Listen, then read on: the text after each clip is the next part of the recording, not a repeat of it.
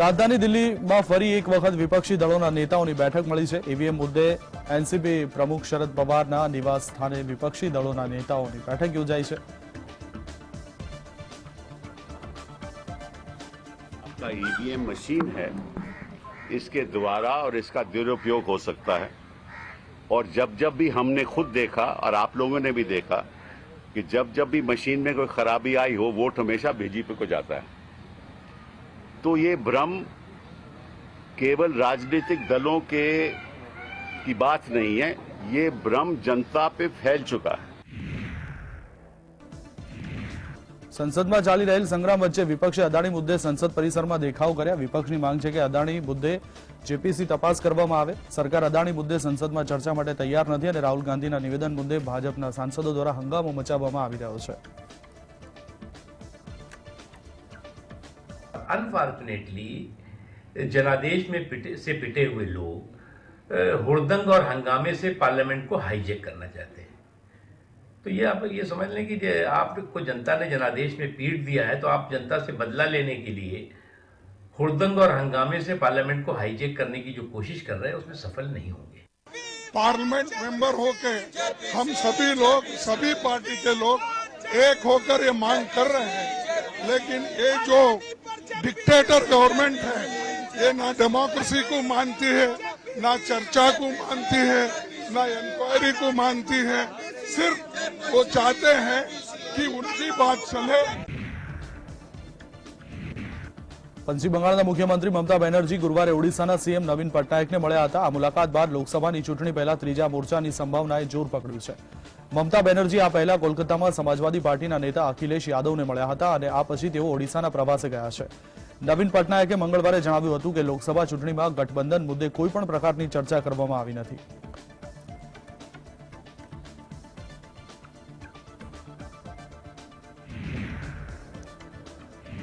वर्ष 2024 में लोकसभा चूंटणी पहला भाजपे बिहार, दिल्ही, राजस्थान और ओडिशा में प्रदेश भाजप अध्यक्षों बन्या छे। भाजपा राष्ट्रीय अध्यक्ष जेपी नड्डाए बिहार जीतवा माटे भाजप पूर्व मुख्यमंत्री बीएस येदियुरप्पानुं मार्गदर्शन मेळवशे। सूत्रों पासेथी मळती माहिती प्रमाणे कर्नाटक में भाजपा केटलाक धारासभ्यो और विधान परिषदना सभ्यो हाल कांग्रेसना संपर्कमां छे। हालमां ज कर्नाटकना भाजपना 2 धारासभ्यो कांग्रेसमां जोडाया हता। सूत्रों प्रमाणे भाजपना असंतुष्ट नेताओ पक्ष छोड़ीने जाय नहीं तेना माटे येदियुरप्पाने कामे लगाडवामां आव्या छे।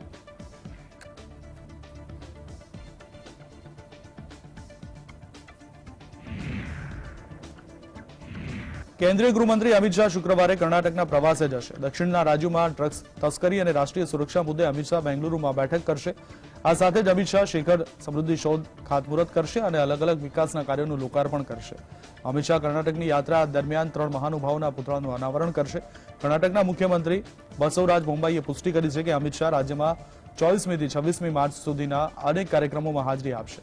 त्यारे वडाप्रधान मोदी 25મી मार्चे कर्नाटक आवशे। 25મી मार्चना रोज PM Modi Whitefield metro line और दावानगरी में जाहिर सभा ने संबोधशे।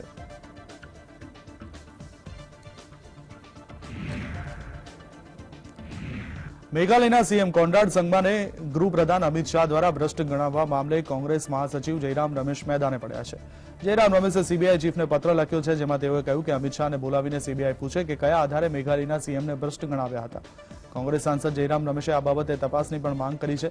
जयराम रमेशे पत्रमां लख्युं छे के 17 फेब्रुआरी 2023 दिवसे अमित शाहे एक जाहिर सभा दरमियान कह्युं हतुं के तत्कालीन मेघालय सरकार सौथी भ्रष्ट छे। तेओए वधुमां लख्युं हतुं के तेओ राष्ट्रहितमां आग्रह करे छे के अमित शाहने बोलावीने तमाम माहिती अने पुरावा आपवा कहेवुं जेना आधारे तेमणे कोनराड संगमाने भ्रष्ट गणाव्या हता।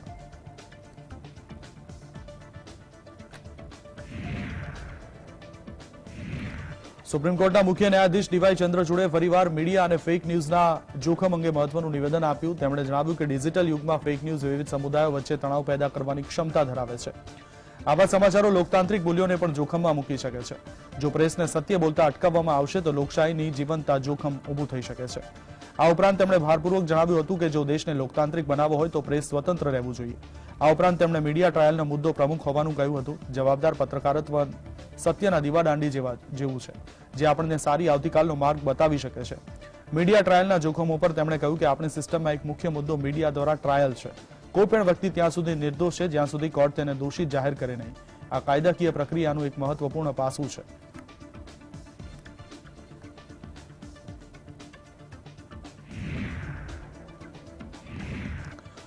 મોદી અટક મુદ્દે રાહુલ ગાંધીએ આપેલ વિવાદાસ્પદ નિવેદન પર ગુરુવારે સુરતની કોર્ટે તેમને દોષિત જાહેર કરી 2 વર્ષની સજા ફટકારી છે। ત્યારે રાહુલ ગાંધીએ એક ટ્વીટ કર્યું। ટ્વીટમાં રાહુલ ગાંધીએ મહાત્મા ગાંધીને ટાંકીને લખ્યું કે મારું ધર્મ સત્ય અને અહિંસા પર આધારિત છે।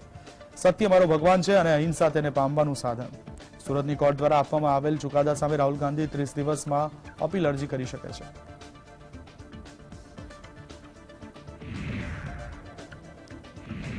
પૂર્ણેશ મોદી દ્વારા દાખલ કરવામાં આવેલ માનહાનિના કેસમાં રાહુલ ગાંધીને સજા ફટકારવામાં આવી છે। સુરતની કોર્ટે આપેલ ચુકાદા બાદ બહેન પ્રિયંકા ગાંધી વાડરાએ રાહુલ ગાંધીના સમર્થનમાં ટ્વીટ કર્યું છે। પ્રિયંકા ગાંધીએ ટ્વીટમાં લખ્યું કે રાહુલ ગાંધીનો અવાજ ડામવા માટે સરકાર સામ દામ દંડ ભેદની નીતિ અપનાવી રહી છે।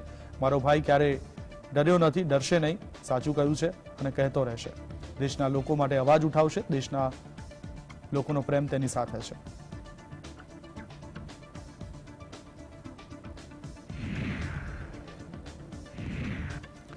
સુપ્રીમ કોર્ટના વકીલ વિનીત જિંદાલે ગુરુવારે લોકસભાના સ્પીકર સમક્ષ કોંગ્રેસ નેતા રાહુલ ગાંધીને ગેરલાયક ઠેરવવાની ફરિયાદ દાખલ કરી છે। સુરતની કોર્ટે માનહાનિ કેસમાં રાહુલ ગાંધીને દોષિત જાહેર કરી 2 વર્ષની સજા ફટકારતા આ ફરિયાદ કરવામાં આવી છે। લોકસભાના સ્પીકરને કરવામાં આવેલી ફરિયાદમાં રાહુલ ગાંધીને લોકસભામાંથી ગેરલાયક ઠેરવવાની માંગ કરવામાં આવી છે।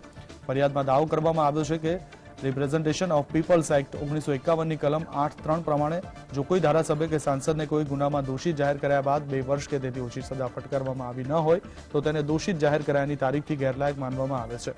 આ કલમને આધારે રાહુલ ગાંધીને લોકસભામાંથી ગેરલાયક ઠેરવવામાં આવે તેવી ફરિયાદ દાખલ કરવામાં આવી છે।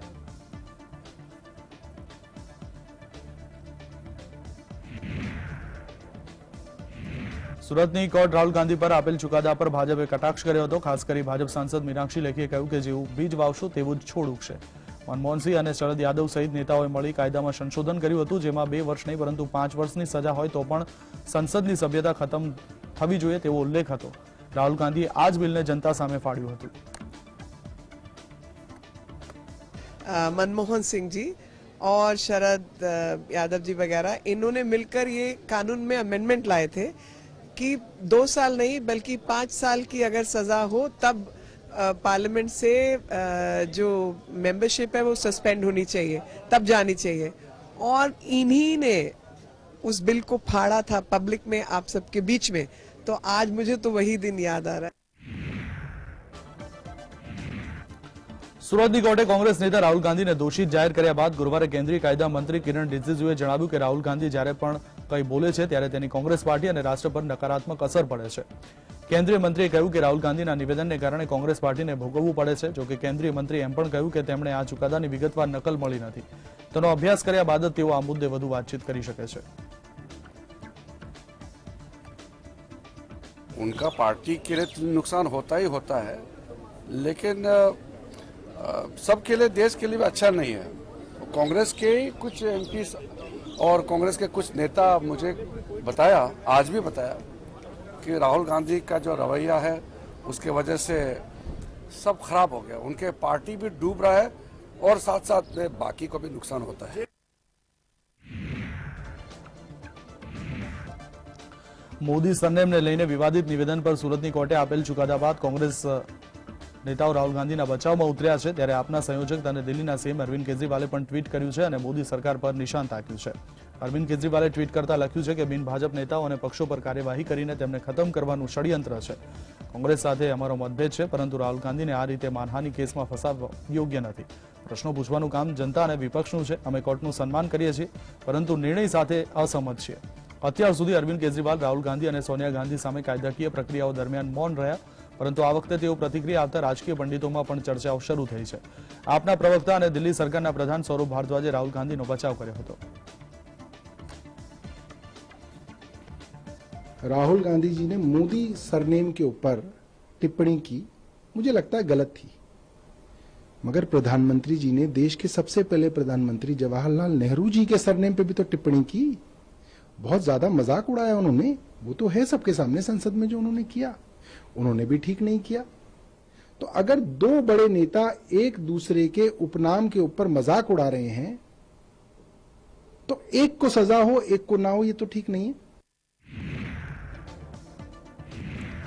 રાહુલ ગાંધી પર સુરત કોર્ટના ચુકાદા સમયે દિલ્હી સ્થિત રાહુલ ગાંધીના નિવાસસ્થાને તેમના સમર્થનમાં મોટી સંખ્યામાં કોંગ્રેસના કાર્યકરો ઉમટી પડ્યા હતા અને રાહુલ ગાંધીના સમર્થનમાં નારેબાજી કરી હતી। એટલું નહીં, રાહુલ ગાંધી વિપક્ષનો અવાજ છે તેમ જણાવ્યું હતું। इस मुल्क में पहली मर्तबा हो रहा है कि सरकार खुद हाउस नहीं चलने देना चाहती, सदन नहीं चलने देना चाहती। इस मुल्क में हो क्या रहा है, कोई सरकार के खिलाफ एक शब्द बोलता है उसको उठा करके आसाम पुलिस में भेज देते हो, आसाम जेल भेज देते हो। ये चल क्या रहा है? सच्चाई यही एक तानाशाही शासक इस मुल्क के ऊपर शासन कर रहा है, लेकिन ये भूल गए इससे बड़े शासकों को कांग्रेस ने भगाया है। કેન્દ્રીય સંરક્ષણ મંત્રી રાજનાથસિંહે ગુરુવારે જણાવ્યું હતું કે રાહુલ ગાંધીએ સુરતની કોર્ટે આપેલ ચુકાદાથી શીખવું જોઈએ કે હથિયાર કરતા શબ્દો વધુ ઘાતક સાબિત થઈ શકે છે। રાજનાથસિંહે જણાવ્યું હતું કે રાહુલ ગાંધીએ સ્વીકારવું જોઈએ કે શબ્દો દ્વારા જે નુકસાન થાય છે એ કદાચ તલવાર કરતા પણ વધારે ઊંડા હોય છે। તેમણે કહ્યું કે આપણે આ ઘટનાથી શીખ લેવી જોઈએ અને બોલવામાં મર્યાદા પાર ન કરવી જોઈએ। આ મુદ્દે કોંગ્રેસ અધ્યક્ષ મલ્લિકાર્જુન ખડગેએ કહ્યું કે અમને તો પહેલાથી જ ખબર હતી, કારણ કે તેઓ વારંવાર જજ બદલતા હતા। પાર્ટી કાયદાને આધીન રહીને ચુકાદા સામે અપીલ કરશે। कानूनी व्यवस्था में अनर्गल बेतुके आरोप लगाने वालों पर सजा का सीधा प्राविधान है और मुझे विश्वास है इस न्यायिक आदेश से सीख लेते हुए हम सभी को यह सुनिश्चित करना चाहिए कि सार्वजनिक जीवन में शब्दों की मर्यादा किसी भी सूरत में टूटने न पाए। સુરતની ડિસ્ટ્રિક્ટ કોર્ટે રાહુલ ગાંધીને ફોજદારી બદનક્ષીના કેસમાં દોષી ઠેરવી 2 વર્ષની સજા ફટકારી છે। આ કેસ મોદી સરનેમ પર વિવાદિત ટિપ્પણીને લઈને ભાજપના ધારાસભ્ય પૂર્ણેશ મોદીએ કર્યો હતો। જો કે રાહુલ ગાંધીને ઉપલી અદાલતમાં જવા માટે 30 દિવસની મોહલત આપીને જામીન આપી દીધા છે। ચુકાદા વખતે રાહુલ ગાંધી કોર્ટમાં હતા અને સજા બાદ તેમની લોકસભાની સદસ્યતા પર વધુ એક ખતરો ઊભો થયો છે। ચીફ જ્યુડિશિયલ મેજિસ્ટ્રેટ એચ વર્માએ 17 માર્ચે સુનાવણી પૂરી કરીને ચુકાદો સુરક્ષિત રાખ્યો હતો। વકીલે કહ્યું કે જજે રાહુલ ગાંધીને દોષી ઠેરવતા પૂછ્યું કે શું તમારે કંઈ કહેવું છે। તેના પર રાહુલ ગાંધીએ કહ્યું કે તે ભ્રષ્ટાચાર સામે બોલતા રહે છે, પરંતુ જાણી જોઈને આવું કંઈ કર્યું ન હતું। कोर्ट रूम में एंटर हुए 2 मिनट के बाद कोर्ट ने सजा सुना दी कि मैं आपको आईपीसी के कलम 499 और 500 के तहत आपको गुनहगार करार देता हूं। बाद में उससे पूछा गया कि तुम्हारे सजा के बारे में क्या कहना है, तो राहुल जी ने ये बताया कि मैंने पॉलिटिकल लीडर की हैसियत से जो करप्शन देश में हो रहा है उसको खुला करना ये मेरी प्राथमिक फर्ज है, इसके अलावा मैंने कुछ नहीं किया। फिर दलील हुई हमारे जो राहुल जी के ओर से एडवोकेट अपीयर था, उन्होंने बताया कि हम कोई कोर्ट की माफी नहीं मांग रहे। એક સમયના કોંગ્રેસના દિગ્ગજ નેતા ગુલામ નબી આઝાદે ફરી એકવાર રાહુલ ગાંધી પર પ્રહારો કર્યા છે। ગુલામ નબી આઝાદે આત્મકથા આઝાદમાં આસામના વર્તમાન સીએમ હેમંત બિસ્વા શર્મા સાથે સંબંધિત એક ઘટનાનો ઉલ્લેખ કર્યો છે।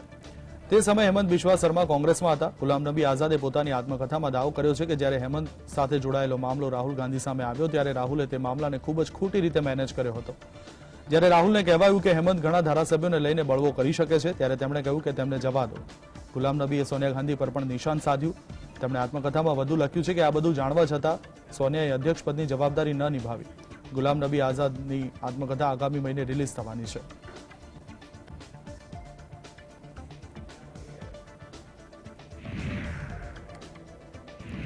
ખાલિસ્તાની સમર્થક અમૃતપાલ હજુ પણ ફરાર છે, ત્યારે ગુરુવારે હરિયાણા પોલીસે અમૃતપાલને ઘરમાં કથિત રીતે આશરો આપનાર મહિલા આરોપી બલજીત કૌર અને તેના સાથી પલપ્રીત સિંહની ધરપકડ કરી છે। પોલીસે આ મહિલા આરોપીને કુરુક્ષેત્રમાં આવેલ તેના ઘરમાંથી ધરપકડ કરી છે। વારિસ પંજાબ દેનો પ્રમુખ અમૃતપાલ છેલ્લા 6 દિવસથી ફરાર છે। ધરપકડ કરાયેલી મહિલાએ આશંકા વ્યક્ત કરી છે કે અમૃતપાલ પંજાબ ભાગી ગયો છે। આ સાથે જ પંજાબ પોલીસે પણ ગુરુવારે અમૃતપાલના અન્ય એક આરોપી તેજિંદર સિંહની પણ ધરપકડ કરી હતી। ਜਿਹੜਾ ਜਿੰਨਾ ਪੁੱਛਗਿੱਛ ਚੱਲ ਰਹੀ ਹੈ ਨਾ ਜੀ, ਉਹਦੇ ਵਿੱਚ ਇਹੀ ਪਤਾ ਲੱਗ ਰਿਹਾ ਹੈ ਕਿ ਮੋਟਰਸਾਈਕਲ ਜਿੱਦਾਂ ਕਿਸੇ ਤੋਂ ਜਿਵੇਂ ਜਿਹੜਾ ਸ਼ੇਖੂਪੁਰਾ ਵਾਲਾ ਉਹ ਜ਼ਬਰਦਸਤੀ ਲਿਆ ਗਿਆ ਸੀਗਾ। ਸੋ ਇਸ ਤਰ੍ਹਾਂ ਹੁਣ ਜੋ ਓਨਰ ਮਿਲ ਰਹੇ ਆ ਉਹ ਓਨਰ ਦੀ ਸਟੇਟਮੈਂਟ ਲਈ ਜਾ ਰਹੀ ਹੈ। तो सारे तथे मैं कह रहा पूरा ट्रैक कर रहे हैं। देश में H3N2 વાયરસની દહેશત વચ્ચે હવે કોરોનાએ ફરી માથું ઉચક્યું છે અને છેલ્લા 24 કલાકમાં ભારતમાં કોરોનાના 1300 નવા કેસ નોંધાયા છે, જે વર્ષ 2023માં એક દિવસમાં સૌથી વધુ કેસ છે। દેશમાં કોરોનાના સક્રિય કેસની સંખ્યા 7605 પર પહોંચી ગઈ છે। આરોગ્ય નિષ્ણાત અનુસાર XBB.1.16 વેરિયન્ટને કારણે દેશમાં કોરોનાના કેસે ગતિ પકડી છે। કોરોનાના વધતા જતા કેસો વચ્ચે પીએમ મોદીએ પરિસ્થિતિ અને જાહેર આરોગ્યની તૈયારીઓની સમીક્ષા કરવા માટે બુધવારે ઉચ્ચસ્તરીય બેઠક બોલાવી હતી। દેશમાં ફરી એક વખત કેરળમાં કોરોના કેસમાં વધારો જોવા મળ્યો છે। રાજ્ય સરકારે ગઈકાલે તમામ જિલ્લાઓમાં એલર્ટ જારી કરી દીધું છે। તમામ જિલ્લાઓને એલર્ટ કરાયા છે। જિલ્લાઓને પણ મોનિટરિંગ મજબૂત કરવા સૂચના અપાઈ છે।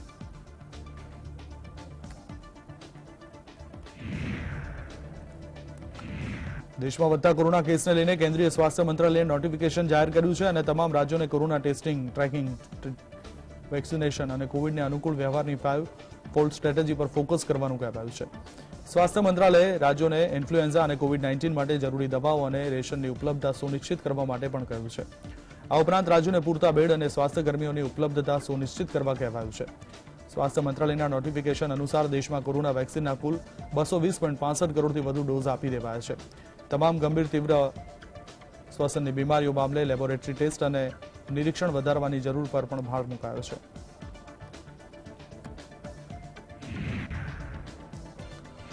કેન્દ્રીય આરોગ્ય સચિવ રાજેશ ભૂષણે ગુરુવારે જણાવ્યું કે ઇન્ફ્લુએન્ઝા અને કોરોનાના કેસમાં છેલ્લા 2 સપ્તાહથી વધારો થતા જાહેર આરોગ્ય સેવાઓની તૈયારીઓનું મૂલ્યાંકન કરવા માટે દેશના તમામ રાજ્યો અને કેન્દ્રશાસિત પ્રદેશોમાં મોકડ્રીલનું આયોજન કરવામાં આવશે. અગાઉ 28મી ડિસેમ્બરે અલગ અલગ હોસ્પિટલોમાં કોવિડની તૈયારીઓનું મૂલ્યાંકન કરવા માટે મોકડ્રીલનું આયોજન કરવામાં આવ્યું હતું.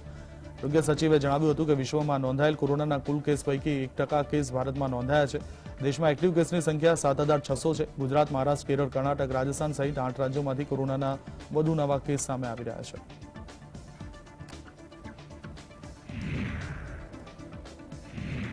એમ્સના પૂર્વ પ્રમુખ ડોક્ટર રણદીપ ગુલેરિયાએ ગુરુવારે જણાવ્યું હતું કે દેશમાં કોરોનાના કેસમાં જે વધારો થઈ રહ્યો છે એ નવા વેરિયન્ટ XBB.1.1.6ને કારણે હોઈ શકે છે.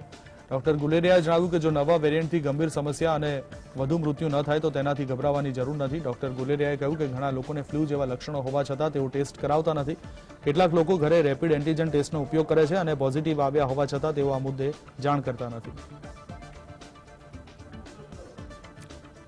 देखते हैं कि हर साल इन्फ्लुएंजा के केसेस बढ़ते हैं, लेकिन इसमें सतर्क रहने की ज़रूरत है. लेकिन मेरा ये मानना है कि पैनिक की ज़रूरत नहीं है, क्योंकि अगर हम देखें हॉस्पिटलाइजेशन या डेथ्स जो हैं वो बहुत ड्रामेटिकली इंक्रीज नहीं हुई है. तो इसका मतलब हमारी इम्यूनिटी अच्छी है against covid, against influenza. Cases are coming but majority जो है वो माइल्ड ही है.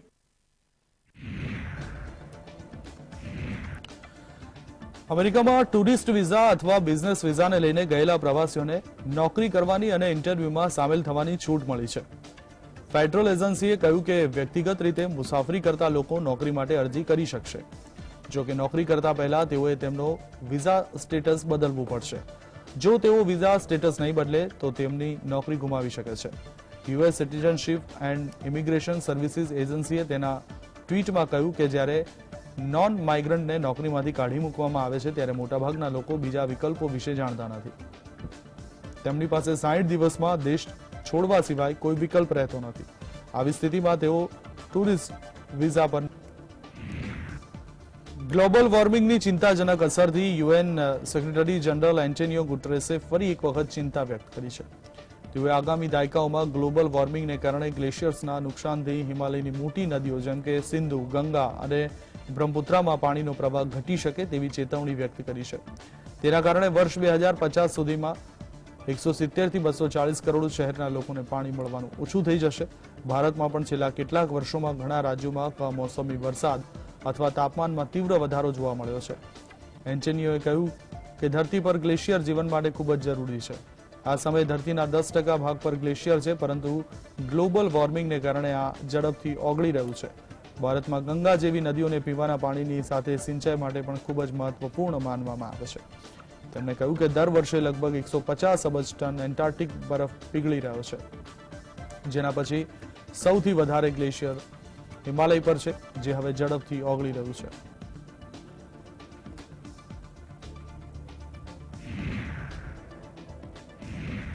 તાજેતરમાં ચીનના રાષ્ટ્રપતિ શી જિનપિંગે રશિયાની મુલાકાત છે. આ યાત્રાને ભારત સાથે પણ જોડવામાં આવી રહી છે. જો આ પ્રકારની અટકળો પર રશિયાએ તીખી પ્રતિક્રિયા આપી છે.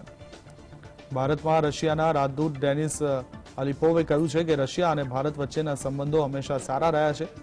આવી સ્થિતિમાં જિનપિંગની રશિયાની મુલાકાતથી ભારત સાથેના તેમના સંબંધો પર કોઈ અસર થવાની નથી.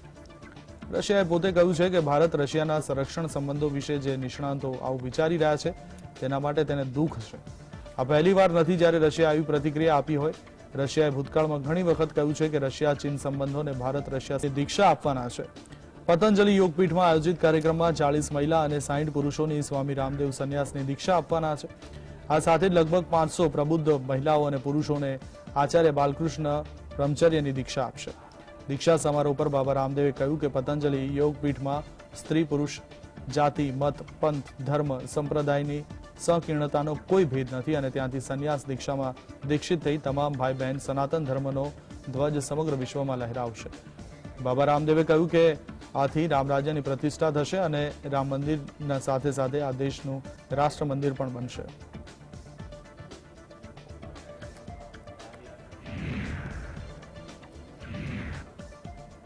અર્ધસૈનિક દળોના જવાનોના નોકરી છોડવાના દરે ચિંતા વધારી દીધી છે। ગૃહ વિભાગ સાથે સંકળાયેલી એક સંસદીય સમિતિના રિપોર્ટમાં માહિતી મળી છે કે દેશના 6 અર્ધસૈનિક દળોમાંથી લગભગ 50,155 કર્મચારીઓ ગત 5 વર્ષમાં નોકરી છોડી ગયા। સમિતિએ તેના રિપોર્ટમાં કહ્યું કે આ સ્તર દળોમાં કામ કરવાની સ્થિતિને પ્રભાવિત કરી શકે છે, એટલા માટે કામ કરવાની સ્થિતિમાં મહત્વપૂર્ણ સુધારા માટે તાત્કાલિક ઉપાયો કરવામાં આવે। એક અધિકારીએ કહ્યું કે સુરક્ષા દળોમાં આ સમસ્યા જૂની થઈ ગઈ છે। અનેક રિપોર્ટ્સ અને ભલામણો બાદ પણ સ્થિતિમાં કોઈ ફેર પડ્યો નથી। જોકે જવાનોના કલ્યાણ માટે અનેક પગલાં ભરાયા છે, પણ સમયસર બઢતી ન મળવા, લાંબા સમય સુધી કઠોર તહેનાતી, કારકિર્દીની ચિંતા, સ્વાસ્થ્ય સંબંધી કારણો કે પારિવારિક કારણોથી જવાનો વીઆરએસ કે રાજીનામું આપી દેવા જેવા પગલાં ભરી રહ્યા છે। નામ નહીં છાપવાની શરતે કમાન્ડન્ટ સ્તરના એક અધિકારીએ કહ્યું કે જવાનોની ઓછી સંખ્યાને લીધે 100 દિવસ રજા આપવી શક્ય થતું નથી। સાથે જ રોટેશન નીતિનું કઠોરતાથી પાલન થઈ રહ્યું નથી। નીચલા સ્તરે બઢતીની ઝડપ અને અપેક્ષાને અનુરૂપ નથી। જોકે અગાઉની તુલનાએ સ્થિતિમાં સુધારો થયો છે। પહેલા એક જ પોસ્ટ પર નોકરી કર્યા બાદ પણ પ્રમોશન મળતું નહોતું।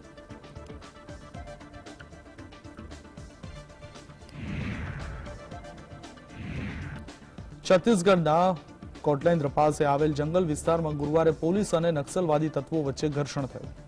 પોલીસે આ બનાવ બાદ 5 નક્સલવાદી તત્વોની ધરપકડ કરી છે। આ બનાવમાં 4 થી 5 લોકો ઇજાગ્રસ્ત થયા હતા। બુધવારની રાત્રે પણ દાંતેવાડામાં નક્સલવાદી તત્વોએ રેલવે ટ્રેક બનાવવા માટે ઉપયોગમાં કરાતી જેસીબી મશીન અને ટ્રેક્ટરને સળગાવી દેતા પોલીસ અને નક્સલવાદી તત્વો વચ્ચે ઘર્ષણ થયું હતું। સોમવારે બીજાપુર જિલ્લાના વન્ય વિસ્તારોમાં પોલીસ સાથે થયેલા ઘર્ષણમાં એક નક્સલી મહિલાનું મોત થયું હતું। આ બનાવ દરમિયાન સુરક્ષા દળો અને નક્સલવાદી તત્વોએ એકબીજા પર ગોળીબાર કર્યો હતો। પોલીસે 12 બંદૂક પણ જપ્ત કરી હતી।